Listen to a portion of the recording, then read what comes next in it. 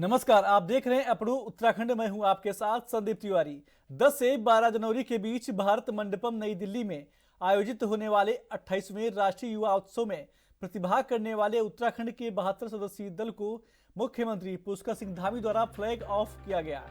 इस दौरान युवा कल्याण मंत्री रेखा आर्या भी उपस्थित थी। आपको बता दें कि दल में सांस्कृतिक कार्यक्रम से संबंधित 30 प्रतिभागी और विकसित भारत से संबंधित 42 यंग लीडर्स राष्ट्रीय युवा महोत्सव में अपनी प्रतिभा का प्रदर्शन करेंगे। 72 सदस्यीय दल में 40 महिला प्रतिभागी महिला सशक्तिकरण का प्रतिनिधित्व कर रही हैं। मुख्यमंत्री ने कहा कि राष्ट्रीय युवा उत्सव युवाओं को अपनी प्रतिभा दिखाने और प्रदर्शन करने का एक बड़ा मंच है। मुख्यमंत्री और युवा कल्याण मंत्री ने सभी प्रतिभागियों को राष्ट्रीय युवा महोत्सव में प्रतिभाग करने हेतु शुभकामनाएं दी तथा यह भी आशा प्रकट की कि ये सभी प्रतिभागी राष्ट्रीय स्तर पर राज्य का नाम गौरवान्वित करेंगे।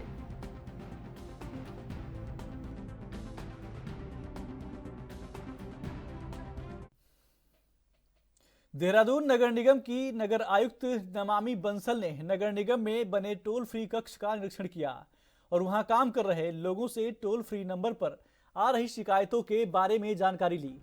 इस दौरान नगर आयुक्त ने टोल फ्री में शिकायत करने वाले लोगों से बात की।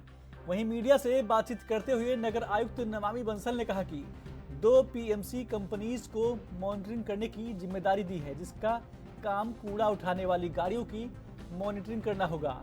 कई जगह ऐसी शिकायत आई हैं जहां कूड़ा उठाने के लिए गाड़ियां नहीं गई हैं।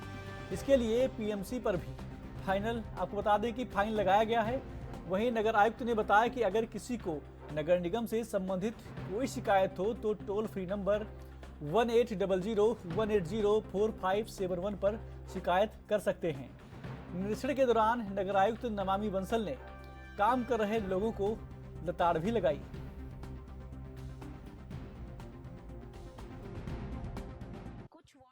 थे जिनमें कि ऑल्टरनेट व्हीकल भी कंपनी के द्वारा नहीं चलाया गया, उसके लिए कंपनी पर पेनल्टी लगाई जाएगी। साथ ही साथ पीएमसी पर भी पेनल्टी लगाई जाएगी कि उन्होंने इसको ससमय फ्लैग नहीं किया। मतलब वो इसको शाम तक डेटा को अभी तक भेज रहे हैं, जिसको कि उस दिन की जो सेवा है वो लोगों तक नहीं पहुंच पा रही है और कूड़ा उठान उस दिन नहीं हो पा रहा है उस क्षेत्र में।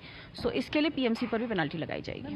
अभी हमने देखा वाटरवेज कंपनी के 92 व्हीकल्स हैं जो कि डिप्लॉय किए जाने हैं और उसमें मिनिमम 77 व्हीकल्स डिप्लॉय होने हैं, लेकिन आज उन्होंने फील्ड पर 67 व्हीकल्स भेजे हैं जो कि निर्धारित संख्या से कम है और फिर अकॉर्डिंगली क्षेत्र जो है पूरी तरह से कवर नहीं हो पा रहे, तो हम 80% की कवरेज पर।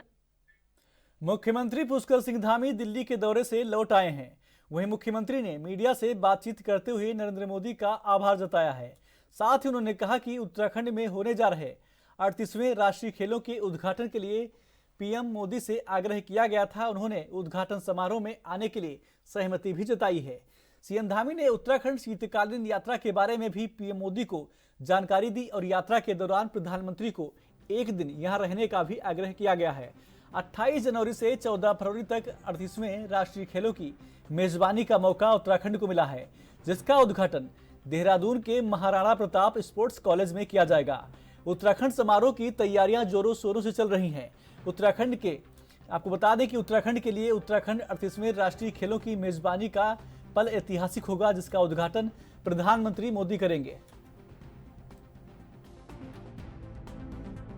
धन्यवाद करता हूं कि हमने उनसे राष्ट्रीय खेलों का शुभारंभ करने का आग्रह किया था और माननीय प्रधानमंत्री जी ने अपनी स्वीकृति दी है कि जो 38वें खेल इस बार देवभूमि उत्तराखंड को जिसकी मेजबानी मिली है, उन खेलों का उद्घाटन माननीय प्रधानमंत्री जी के द्वारा किया जाएगा और उसके बाद ये खेल प्रारंभ होंगे। इसके साथ साथ मैंने उनको देवभूमि उत्तराखंड में इस बार जो हमने शीतकालीन यात्रा प्रारंभ की है उस यात्रा की भी जानकारी दी और उनसे आग्रह किया कि किसी दिन एक दिन शीतकालीन यात्रा में वह भी यहाँ पर शीतकाल में प्रवास करें और उनके प्रवास करने से निश्चित रूप से देश दुनिया में शीतकालीन यात्रा का अपना एक प्रचार प्रसार भी होगा, लोगों को जानकारी भी होगी।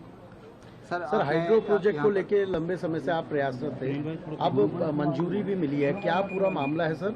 और क्या हम लोग डिज़ाइन में चेंज करेंगे, क्या कुछ होगा? उत्तराखंड में जितनी हमको हाइड्रो प्रोजेक्ट की जितनी संभावनाएं हैं और जितनी ऊर्जा उत्पादन की संभावनाएं हैं उस पर बहुत काम करने की आवश्यकता है और मेरा हमेशा से प्रयास रहा है कि मैं लगातार आदरणीय प्रधानमंत्री जी से, आदरणीय ऊर्जा मंत्री जी से, जल शक्ति मंत्री जी से, जितने भी विभाग इस क्षेत्र में आते हैं उन सभी से मैंने लगातार हमारे जो हाइड्रो प्रोजेक्ट हैं जो हमारे प्रस्तावित हैं उनको स्वीकृति देने का अनुरोध किया था और अभी हमको स्वीकृतियां मिली भी हैं, क्योंकि जो मामले न्यायालय में लंबित हैं उसके अतिरिक्त अन्य स्वीकृतियां भी अभी पेंडिंग हैं, वो भी जल्दी मिलेंगी। जो मिली हैं उससे निश्चित रूप से हम ऊर्जा के क्षेत्र में जो ऊर्जा प्रदेश का संकल्प लेकर हमारा ये नया प्रदेश बना था, हम उस दिशा में आगे बढ़ेंगे। सर, आपने मदरसों पर जो जांच के आदेश दिए थे, अकेले उधम सिंह नगर में करीब 129, देहरादून में भी 5 दर्जन के आसपास मदरसे अवैध पाए गए। देखिए, अवैध चाहे मदरसे हों या अवैध अतिक्रमण हो, ये किसी भी कीमत पर देवभूमि उत्तराखंड में नहीं होना चाहिए। देवभूमि का ये एक मूल स्वरूप है। यहाँ के बारे में पूरे देश दुनिया के एक अलग सोच है, आस्था है, श्रद्धा का ये स्थान है, धर्म की, अध्यात्म की, आयुष की ये भूमि है। तो अतिक्रमण हम हटाएंगे और अवैध मदरसे उनका सत्यापन करने के लिए आदेश कर दिए गए हैं।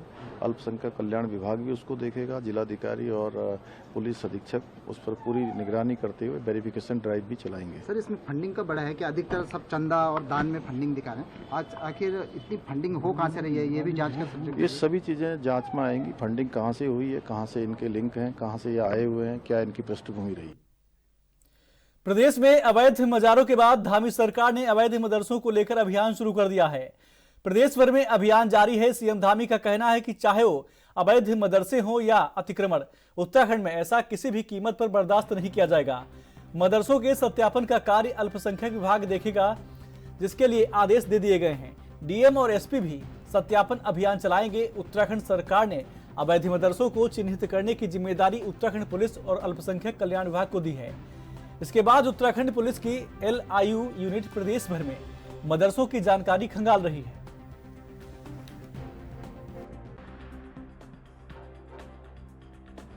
देखिए, अवैध चाहे मदरसे हों या अवैध अतिक्रमण हो, ये किसी भी कीमत पर देवभूमि उत्तराखंड में नहीं होना चाहिए। देवभूमि का ये एक मूल स्वरूप है। यहाँ के बारे में पूरे देश दुनिया के एक अलग सोच है, आस्था है, श्रद्धा का ये स्थान है, धर्म की, अध्यात्म की, आयुष की ये भूमि है। तो अतिक्रमण हम हटाएंगे और अवैध मदरसे उनका सत्यापन करने के लिए आदेश कर दिए गए हैं। अल्पसंख्यक कल्याण विभाग भी उसको देखेगा, जिलाधिकारी और पुलिस अधीक्षक उस पर पूरी निगरानी करते हुए वेरिफिकेशन ड्राइव भी चलाएंगे। सर, इसमें फंडिंग का बड़ा है कि अधिकतर सब चंदा और दान में फंडिंग दिखा रहे हैं। आज आखिर इतनी फंडिंग हो कहाँ से रही है, ये भी जांच कर सकते हैं। ये सभी चीजें जांच में आएंगी। फंडिंग कहाँ से हुई है, कहाँ से इनके लिंक हैं, कहाँ से ये आए हुए। निकाय चुनाव में जीत को लेकर बीजेपी कोई कसर छोड़ना नहीं चाहती है। इसको लेकर एक लंबी कार्य योजना भी बीजेपी ने बनाई है। प्रथम चरण में बीजेपी संगठन ने अपनी बूथ लेवल इकाइयों को और पन्ना प्रमुखों से संवाद और बैठकों का आयोजन कर उन्हें मजबूती प्रदान करने का काम किया है। और अब दूसरे चरण में आगामी 11 तारीख से प्रदेश के तमाम वरिष्ठ नेताओं, पूर्व मुख्यमंत्री, सांसदों, मंत्रियों और विधायकों के कार्यक्रम तय किए जा रहे हैं, जिसमें रोड शो से लेकर नुक्कड़ नाटक, बड़ी जनसभाएं और डोर टू डोर कन्विंसिंग शामिल रहेगी। आपको बता दें कि मुख्यमंत्री सहित तमाम नेता बीजेपी प्रत्याशियों की जीत के लिए मैदान में उतरेंगे और सभी निकायों पर जीत दर्ज कराने के लिए अपना सहयोग प्रदान करेंगे। निकाय चुनाव के लिए अभी तक Bharatiya Janata party booth level पर वर्किंग कर रही थी और बूथ कमेटी के साथ साथ में हमने पन्ना प्रमुख तक के संगठन को और स्ट्रेंथिंग की है, मजबूती प्रदान की उसको। और अब जैसे जैसे चुनाव आगे बढ़ता जा रहा है तो 10 तारीख के बाद हमने जो हमारे स्टार प्रचारक हैं, इसमें प्रदेश के माननीय मुख्यमंत्री जी हैं, माननीय प्रदेश अध्यक्ष जी हैं, हमारे सभी माननीय सांसदगण हैं, पूर्व मुख्यमंत्री हैं, इन सभी के हम कार्यक्रम तय कर रहे हैं। मुझे लगता है कि आज शाम तक तय हो जाएगा और इसमें जनसभाएं होंगी, नुक्कड़ सभाएं होंगी, हमारी चुनाव संचालन समिति की बैठकें होंगी, रोड शो के कार्यक्रम होंगे। इन सभी कार्यक्रमों को हम विस्तृत रूप से तैयार करके और 11 तारीख से ये कार्यक्रम फिर आयोजित होगा।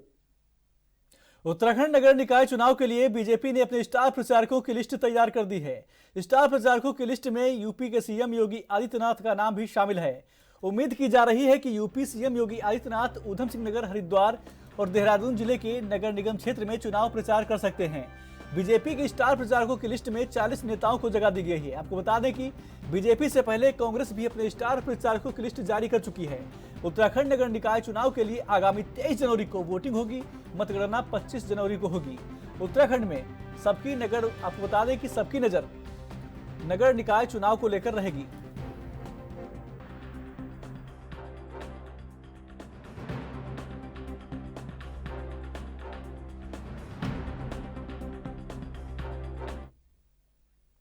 उत्तराखंड में निकाय चुनाव चल रहे हैं। ऐसे में कुछ कार्यकर्ता पार्टी से टिकट न मिलने पर उसके विरुद्ध चुनाव लड़ रहे हैं। इसी को लेकर उत्तराखंड बीजेपी के प्रदेश महामंत्री आदित्य कोठारी ने कहा कि जो पार्टी के कार्यकर्ता बीजेपी प्रत्याशी के खिलाफ चुनाव लड़ रहे हैं, उन्हें 8 जनवरी तक का समय दिया गया था। अब प्रदेश अध्यक्ष प्रवास से वापस आ जाएंगे। आज शाम तक सभी जिलाध्यक्षों को ऐसे लोगों के खिलाफ कार्रवाई करने के निर्देश दिए जाएंगे।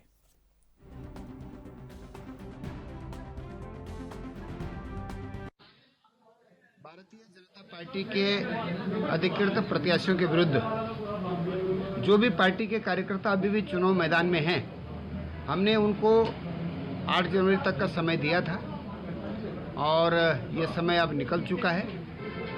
हमने सभी जिलाध्यक्षों से सूची तैयार करने के निर्देश दिए हैं। आज शाम तक माननीय प्रदेश अध्यक्ष जी प्रवास से लौट जाएंगे और अब हम अगले स्टेप में सभी जिलाध्यक्षों को प्रदेश अध्यक्ष जी के निर्देश पर ऐसे उन कार्यकर्ताओं को पार्टी संविधान के अनुसार निष्कासित करने का आदेश देंगे जो अभी भी पार्टी प्रत्याशियों के विरुद्ध चुनाव मैदान में डटे हुए हैं। उत्तराखंड में निकाय चुनाव को लेकर भाजपा ने पूरी रणनीति बना ली है और भाजपा ने स्टार प्रचारकों की सूची जारी कर दी, जिसमें यूपी के सीएम योगी आदित्यनाथ का भी नाम शामिल है।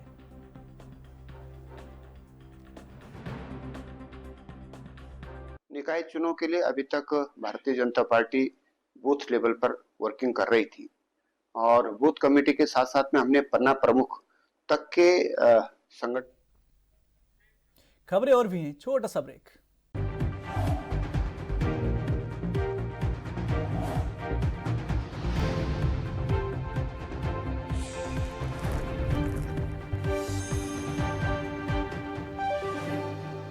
ब्रेक के बाद स्वागत है आपका। खबरों में आगे बढ़ते हैं। उत्तराखंड में 28 नए स्मॉल हाइड्रो प्रोजेक्ट का रास्ता साफ हो गया है। इसमें से 446 मेगावाट बिजली का उत्पादन हो गया है। इससे बिजली उपभोक्ताओं को भी राहत मिलेगी। आपको बता दें कि 161 मेगावाट के 14 प्रोजेक्ट उत्तराखंड को आवंटित हो चुके हैं। वहीं 165 मेगावाट के 14 प्रोजेक्ट आवंटित करने की तैयारी है।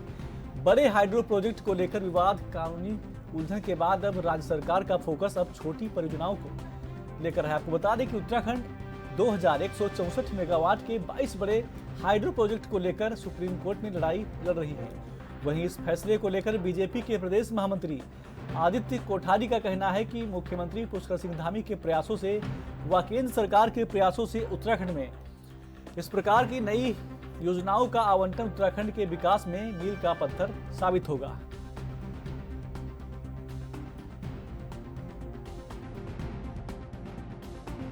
निकाय चुनाव के लिए अभी तक Bharatiya Janata party booth level पर वर्किंग कर रही थी और बूथ कमेटी के साथ साथ में हमने पन्ना प्रमुख तक के संगठन को और स्ट्रेंथिंग की है, मजबूती प्रदान की उसको। और अब जैसे जैसे चुनाव आगे बढ़ता जा रहा है तो 10 तारीख के बाद हमने जो हमारे स्टार प्रचारक हैं, इसमें प्रदेश के माननीय मुख्यमंत्री जी हैं, माननीय प्रदेश अध्यक्ष जी हैं, हमारे सभी माननीय सांसदगण हैं, पूर्व मुख्यमंत्री हैं, इन सभी की हम कार्यक्रम तय कर रहे हैं। मुझे लगता है कि आज शाम तक तय हो जाएगा और इसमें जनसभाएं होंगी, नुक्कड़ सभाएं होंगी, हमारी चुनाव संचालन समिति की बैठकें होंगी, रोड शो के कार्यक्रम होंगे। इन सभी कार्यक्रमों को हम विस्तृत रूप से तैयार करके और 11 तारीख से ये कार्यक्रम फिर। नगर निकाय चुनाव के एन वक्त पर कांग्रेस में नाराजगी थम नहीं रही है।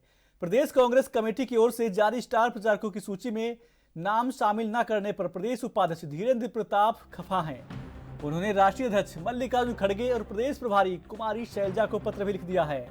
उन्होंने कहा है कि कांग्रेस में वफादार कार्यकर्ताओं का सम्मान होना चाहिए। यही कारण है कि पार्टी में कई सालों से काम कर रहे नेता अपमान महसूस कर दूसरे दलों में जा रहे हैं। प्रदेश कांग्रेस कमेटी ने 40 स्टार प्रचारकों की सूची में उनका नाम नहीं था। आपको बता दें कि इसमें पार्टी के लिए समर्पित नेताओं की अनदेखी की गई है। वहीं इस मामले पर कांग्रेस के प्रदेश अध्यक्ष करण माहरा ने कहा कि यह बात बिल्कुल गलत है कि उनकी अनदेखी की जा रही है। उनको पूरे गढ़वाल मंडल की जिम्मेदारी दी जा रही है। उनके साथ प्रदेश अध्यक्ष सेवा दल हेमा पुरोहित और भागीरथ भट्ट को गढ़वाल और कुमाऊं मंडल की जिम्मेदारी सौंपी गई है। बिल्कुल गलत है, नाराज नहीं है। मेरी उनसे कल भी बात हुई, आज भी हुई। किस तरीके से समाचार लिखा गया मुझे पता नहीं, लेकिन मैं आप लोगों को बताने में मुझे हर्ष है कि धीरेन्द्र प्रताप हमारे वरिष्ठ नेता हैं, आंदोलनकारी भी हैं। उनको हम पूरे गढ़वाल मंडल की जिम्मेदारी दे रहे हैं। हेमा पुरोहित जी जो हमारी सेवा दल की सम्मानित अध्यक्ष हैं, लंबे समय से अच्छा काम कर रही हैं, उनको और आदरणीय धीरेन्द्र प्रताप जी को गढ़वाल मंडल के वरिष्ठ प्रभारी बना के भेजा जा रहा है। वो गढ़वाल मंडल की सारी जो सीट्स हैं, चाहे नगर पंचायत है, नगर पालिकाएँ हैं, नगर निगम है, उनमें जाके चुनाव संचालन को देखेंगे और वहाँ किस तरीके से गतिविधियाँ गतिमान हों उसको वो देखेंगे। कुमाऊं में हमने भागीरथ भट्ट जी को और सतीश ननवाल जी को ये जिम्मेदारी दी है। वो भी वरिष्ठतम हमारे प्रभारी हैं और वो पूरे कुमाऊं में दोनों लोग घूम के। कांग्रेस के प्रदेश उपाध्यक्ष सूर्यकांत धस्माना ने कांग्रेस भवन में प्रेस वार्ता करते हुए बताया कि राज्य सरकार ने हरिद्वार के राजकीय मेडिकल कॉलेज को हजारों करोड़ रुपए लगाकर तैयार किया है, लेकिन सरकार ने यह मेडिकल कॉलेज PPP मोड पर संचालित करने के लिए दे दिया है। उन्होंने कहा कि जनता की कमाई से यह मेडिकल कॉलेज बना है। साथ ही उन्होंने कहा कि राज्य में सरकार अगर हरिद्वार जैसे जनपद में मेडिकल कॉलेज को PPP मोड पर देना पड़ रहा है, वैसे आप समझ सकते हैं कि सरकार अस्पताल चलाने में विफल साबित हो रही है। साथ ही उन्होंने स्वास्थ्य मंत्री धन सिंह रावत के इस्तीफे की मांग की है। उन्होंने कहा है कि कांग्रेस को इससे आपत्ति है और कांग्रेस सड़क से सदन तक लड़ेगी और जरूरत पड़ी तो न्यायालय का दरवाजा भी खटखटाएगी।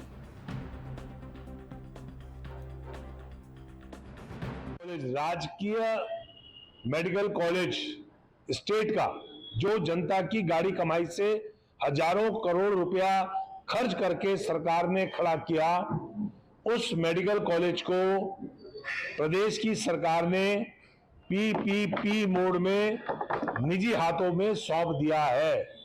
कांग्रेस पार्टी न केवल इसकी निंदा करती है, हम राज्य की सरकार से मांग करते हैं कि ये करार निरस्त किया जाए। PPP मोड में देने में कांग्रेस पार्टी बिल्कुल सहमत नहीं है। हम चाहते हैं वो पूरा करार, वो पूरा MOU जिसके तहत सरकारी मेडिकल कॉलेज को PPP मोड में दिया गया है, उसको सार्वजनिक किया जाए, बताया जाए किन शर्तों पर दिया गया है, क्यों दिया गया है, क्या राज्य की सरकार और राज्य का स्वास्थ्य महकमा राज्य की जनता को स्वयं स्वास्थ्य सेवाएं देने में अक्षम है, क्या वो देने में समर्थ नहीं है। राज्य की सरकार अगर तराई के जनपदों में जनता को स्वास्थ्य सुविधाएं देने में समर्थ नहीं है, तो आप राज्य के पर्वतीय जनपदों के दूर दराज के इलाकों के तमाम स्वास्थ्य सेवाओं का, स्वास्थ्य केंद्रों का, अस्पतालों का आप कल्पना कर सकते हैं कि कितना बुरा हाल होगा कि अगर राज्य के तराई के जनपद में, हरिद्वार जैसे जनपद में सरकारी मेडिकल कॉलेज को PPP मोड में दे दिया गया है। हम उसकी मजम्मत करते हैं। सड़क से सदन तक इसका विरोध होगा। हम राज्य की सरकार के इस फैसले का विरोध सड़क में भी करेंगे और सदन में भी करेंगे और जरूरत पड़ी तो न्यायालय की शरण भी इसमें लेंगे। राज्य के स्वास्थ्य मंत्री को तत्काल इस्तीफा दे देना चाहिए। अगर वो देहरादून में, हरिद्वार में, उधम सिंह नगर में जनता को स्वास्थ्य सेवाएं स्वयं सरकारी स्तर पर देने में सक्षम नहीं है, तो उनको स्वास्थ्य मंत्री रहने का अधिकार नहीं है, यह हमारा कहना। उत्तराखंड में निकाय चुनाव चल रहे हैं। ऐसे में कुछ कार्यकर्ता पार्टी से टिकट न मिलने पर उसके विरुद्ध चुनाव लड़ रहे हैं। इसी को लेकर उत्तराखंड भाजपा के प्रदेश महामंत्री आदित्य कोठारी ने कहा कि जो कार्यकर्ता पार्टी के खिलाफ चुनाव लड़ रहे हैं उन्हें 8 जनवरी तक का समय दिया गया है।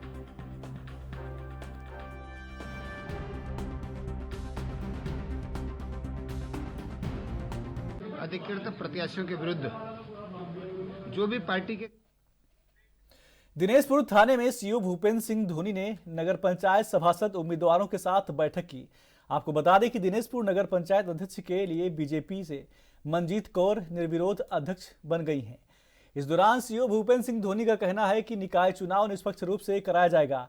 उन्होंने कहा है कि सभी प्रत्याशी आदर्श आचार संहिता का पालन करें। आदर्श आचार संहिता का पालन न करने वाले व्यक्ति के विरुद्ध कानूनी कार्रवाई की जाएगी। उन्होंने जनता से अपील की है कि किसी से डरे नहीं, निडर होकर अपना मत का सही प्रयोग करें। पुलिस प्रशासन आपको बता दें कि लॉ एंड ऑर्डर का पालन करेगी। हमारा जो आगामी निकाय चुनाव है तो उसको लेकर के मैं काफ़ी दिनों से मिलने की सोच रहा था। तो जो हमारे सारे प्रत्याशी हैं, पार्षद प्रत्याशी जितने भी हैं, तो उनसे रूबरू हुए, उनको अपनी आवश्यकताएं और अपनी जो आदर्श आचार संहिता है उसका पालन करने के लिए इनको बताना था, निर्देशित करना था, सुझाव देना था। इनकी कोई समस्याएं या हमसे जो अपेक्षाएं हैं उनके बारे में इनसे बात करनी थी। बहुत सौहार्दपूर्ण ढंग से मीटिंग संपन्न हुई है और हमने अपने जो निर्देश हैं वो बता दिए हैं। अच्छी बात ये मैंने देखी, यहाँ के पार्षदों में आपस में कोई वैमनस्यता मुझे नहीं दिखी बिल्कुल भी। इस मीटिंग में कोई समस्या किसी ने नहीं बताई, तो मुझे ऐसी उम्मीद है कि बहुत अच्छी तरह से यहाँ के चुनाव संपन्न हो जाए। देखिए, हम लोगों ने ये बता दिया इनको, इस चीज़ के बारे में बताया था, तो अभी तो किसी ने ऐसा कोई अंदेशा किसी प्रत्याशी ने बताया नहीं है। लेकिन जो आप कह रहे हैं वास्तव में उस संभावनाओं से, आशंकाओं से इनकार नहीं किया जा सकता है। तो पुलिस हमारी मोबाइल पार्टी में रहेगी और चरणबद्ध तरीके से गश्त करेंगे। 112 नंबर है और हमारे थानाध्यक्ष का नंबर है, हमारे बीट के जो दरोगा हैं उनके नंबर हैं, सबको वितरित हैं। कोई भी ऐसी सूचना आएगी तो उसके खिलाफ ठोस कार्रवाई करेंगे और आदर्श आचार संहिता के उल्लंघन का भी इसमें मुकदमा कायम होगा। ये निश्चित तौर पे कड़ा निर्देश है हमारा। कोई भी इस तरह का काम करेगा। उत्तराखंड के बुलेटिन में मेरे साथ बस इतना ही। आप देखते रहिए ANB न्यूज। नमस्कार।